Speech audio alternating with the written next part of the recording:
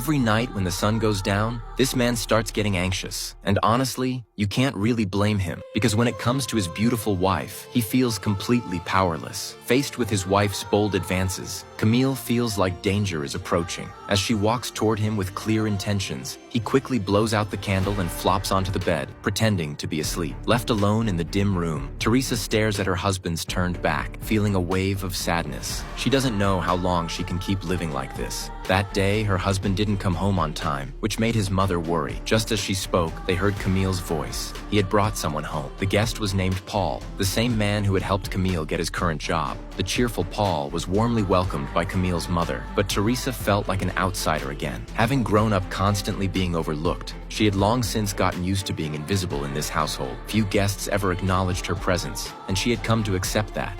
Good evening. So when Paul greeted her directly, Teresa was surprised. There was something about this big, rugged man that immediately pulled her in. Paul, being humorous and open, quickly blended in with everyone and began sharing stories from his life. He revealed that he used to be a life drawing artist, but one day his father accidentally walked in while he was working with a nude model. Shocked, his father stumbled back and fell down the stairs. Although he wasn't badly hurt, he cut off Paul's financial support from that day on. As Paul spoke, Teresa accidentally locked eyes with him, and suddenly, her heart began racing. She quickly stood up in a panic. Camille, witnessing this strange behavior, assumed his wife was being inappropriate and walked over stiffly to check on her. I have to open a window. Oh, what's wrong?